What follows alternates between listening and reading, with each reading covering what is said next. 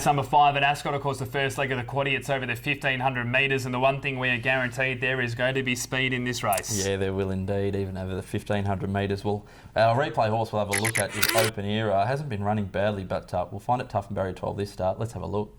Sinesta, who's down on the inside of Redford. Red Range got chopped out going for run, then Spiritual Eye still 5 from the leaders at the 200. Basho, who's been parked wide all the way, went up to Open Era. Mighty Blonde, though, coming now in the middle. It's Mighty Blonde. She's starting to loom at Open Era. Mighty Blonde grabbed Open Era. Stable Secret flying down the outside from the tail of the field. Well, this is the horse that's going to be putting the speed in the race. You take a look at the recent runs. A winner over 1,400 metres, 2 starts ago after leading all the way. Then last start, dropped to the 1,000 metres, which was very bizarre. Was beaten along net by Mighty Blonde, but those form lines are reasonably good as well. Barrier 12, probably a horse that it doesn't mean a lot to. Obviously, with that speed, it will be able to cross, take its time, 54 kilos, but I'm just not sure the 1,500 metres is ideal. Shelby Votel jumps on as well, and I think they'll go straight to the front with the claim and give him a nice soft run out in front. There's also Proxy in the race, and this horse is just knocking on the door for a win since they brought it over from East. It's just been running okay, but you feel like if he gets a win, he'll string a few together. I fly the flag for Sean O'Donnell. I'm a massive fan of his, but I had this horse on top last night and I was pulling my hair out. I didn't know what Proxy was doing. It was getting pulled back, went to back, started weaving through traffic. I think if Sean O'Donnell had his time again, he might have just done that a little bit different. But the positive sign was that he still ran on strongly. He was only beaten under 3 lengths by Confusing. Those form lines are good enough. Barrier 6 now as well, so is going to get a really nice run. Has that turn of foot. The drop back to 1,500 metres, I'd probably still rather see that 1,600 to 1,800 metres, but as you said, knocking on the door. You sound, I'm not as forgiving as you, Adam. Number 7, Scarlet Speedster, really eye-catching second behind Major Mambo last start at Pinjarra. Can run on if there is speed, which they most likely will. Well, this is going to be the big positive, as we've seen Major Mambo in the race before. So if it races well and those form lines hold up, then this horse is going to be a very nice price. Saying $7 plus this morning, and fair enough as well. It's only had the 4 starts for that 1 second, and that was Pinjarra. But with 55.5 kilos, dropping that 2.5 kilos as well, I just got a little bit of time for this girl. Love the turn of foot with the speed in the race that's going to occur from Open Era. I just see the one running down the outside and getting the chocolates in this race, and that is the way that I'm going to be tipping. Each way value here, Scarlet Speedster from number 4, Proxy, number 3, Profound Effect, and 11 in pre-selection. I've got the 3 Profound Effect on top of 4 Proxy, 7 Scarlet Speedster, 2 Open Era.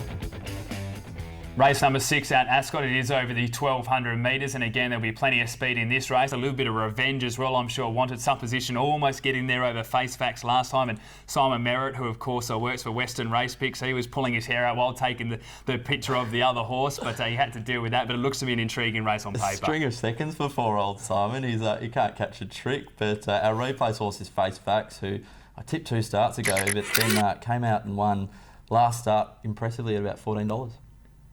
Third at the top of the straight, ahead of Excuse Me Mac to the middle, a length and a half Supposition, then Festive Excess, but it's Face Facts nearing the 200 clear. Shaken up in front, led the way from Devotive, who's down on the inside. Supposition running on with Excuse Me Mac.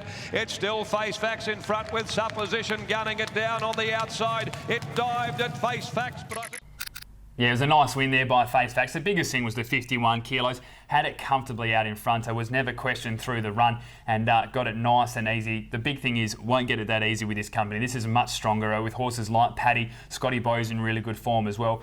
Star Glitter, Mega Factory will keep you honest, and Cool Image first up as well. I just think Face Facts is really going to struggle. I struggle to have it in my 4 in this race. It's a tough field from what he's been facing. We've also got Paddy in this race first up, where his record's pretty decent. Yeah, it's interesting taking a look at the markets that have come out.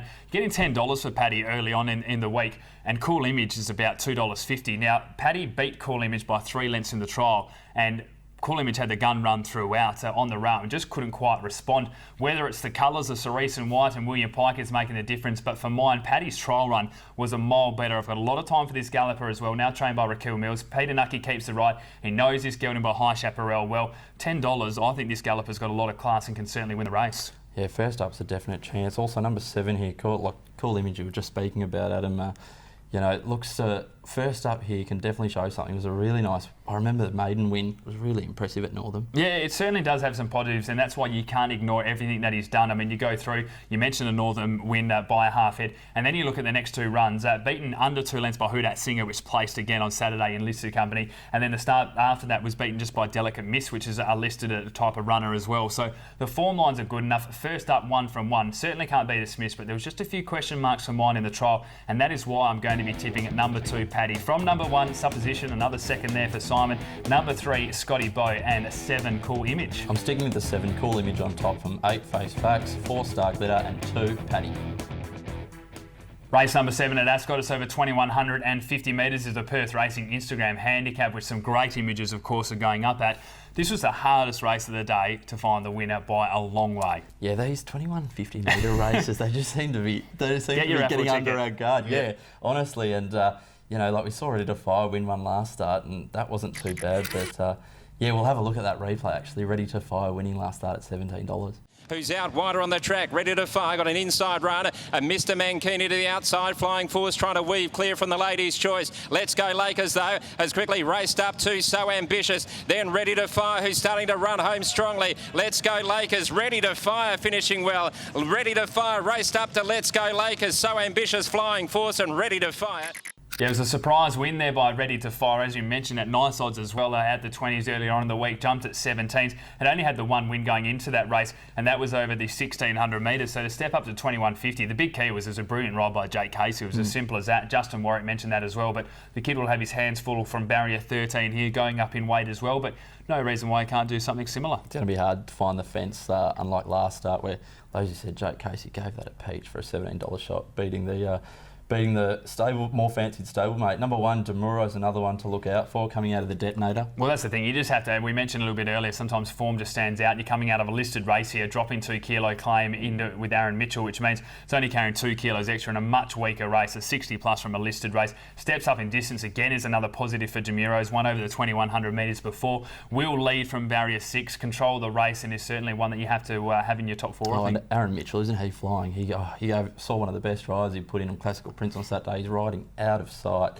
Number 3, Falcon Crest, coming out of Bunbury and Narrogin races, but could be a factor here. Yeah, some interesting form lines for Falcon Crest around Politics and also Yes You Can. These 3 have been racing and swapping back and forth, but the biggest thing for mine is the step up in distance now. Falcon Crest gets that 2,000 metre plus. This is a horse, of course, that in the listed Belmont Classic beat Keysbrook, so we know when it gets over distance it can run and enjoys that step up. I think this is about right now. 4th up, the wide barrier before, just to go back and relax and run on strongly. I think it can outstay the rest of them.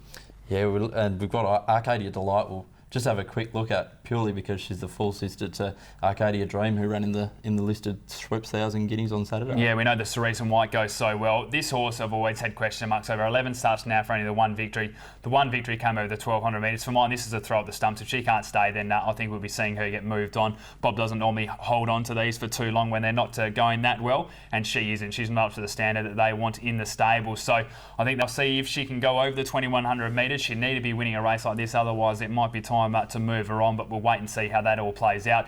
Take a look at the selections. I'm going to go with number 5, Politics. I think it can run on strongly from the back of the field. From number 3, Falcon Crest, and much more suited at the distance. Number 12, Yes You Can, and 4, Flying Force. I'm putting the 12 on top. Yes You Can. 1, Demuro. 4, Flying Force. 3, Falcon Crest. Final race of the day, it is over the 1,400 metres, and it's a reminder as well that St Patrick's Race Day is this Saturday, hence the green tie there. You've done very well. Looking forward to all of that at Ascot. You can go to perthracing.com.au for all of that information, but an intriguing race to finish us off. Yeah, look, it's not one that I'm completely keen to bet in. There's a few horses starting up, like Settlers Creek I really like, and it's a good stayer, but we'll go to the replay horse, Sasso Circus, who's been racing very well. Sharkmouth, then Lanigan, who cut the corner to go up on the outside next of all, being followed further back in the field by Travinsky. This is big down to the 200. They led the way. Here comes Ominous Warning. It's heading after it. Ominous Warning went to This Is Big from Grand Laredo. El Malayo got into the clear with Sharkmouth, and Sasso Circus keeps coming down the outside, but Ominous Warning had pinched a break on them, and Ominous Warning beat the luckless Sasso. Yeah, this is a horse I have a really good opinion of, and since going to the Adam Durant start, we've been waiting for it to break through. Last start it looked as though it might have been that, but when you're caught wide throughout the entire trip, it makes it a little bit difficult. William Pike want to make up for that. Barrier 8 here, 55.5 kilos, of 1,400 metres. For mine, this is probably the best bet of the day. I think Sasso Circus is going to be too good for this field, and I'm looking forward to seeing him get that win for trainer Adam Durant. There's also some interesting form lines through the likes of Countercat. Now, look, they're 5 and 4 lengths, but when you're running behind the likes of Tom Almighty, not beating Tom Almighty, and they're not far behind Punamo and Socially Unique, you've got to give them a mention. The one thing, and you're right, you have to when you look at those form lines, but I'm going to lead you into another horse at value for that reason. So you mentioned Countercat, won 2 of its last 4. You look at the form lines then behind Punamo, Socially Unique and Furious Dame. They read really well. Barrier 1 with the 57 kilos. But go to number 12 in Fabulistic. Was only beaten a length by Countercat 3 starts ago. Gets 4 kilos on it for that. So Barrier 5 as well. Going to get a gun run with 51.5 kilos. You're getting a huge price about Fabulistic compared to Countercat. That is the way that I would be going if you like Countercat in this race. Can't deny those weights, and the Barrier as well. Should get a really nice trip. Take a look at the selections. I'm going to go with number 10, Sasso Circus, one of the best of the day. From number 5, Excuse Me Mac, 8, Phantom Choice and 12, Fabulistic. I've got the 4 on top, Countercat, from 10, Sasso Circus, 3, Grey Enigma, 5, Excuse Me Mac. Well, that brings us to the end of another edition of Box Seat, so it is time now to take a look at the best bets, and I'm hoping we get some value here. Race 5, number 7, Scarlet Speedster, I think can get to its maiden victory. And in the final race of the day, race 8, number 10, Sasso Circus. Adam, I'm going to head to race number 2, Detente, who ran really well behind Kavara last start, and also race 3, number 7, Total Eclipse. Okay, so there's the form lines there and the best bets. Best of luck, of course, for the race car. Don't forget, this Saturday at Ascot is St Patrick's Day. Go to perthracing.com.au for that event information. On behalf of both of us, best of luck, happy punting. We'll be back again with another edition later on in the week.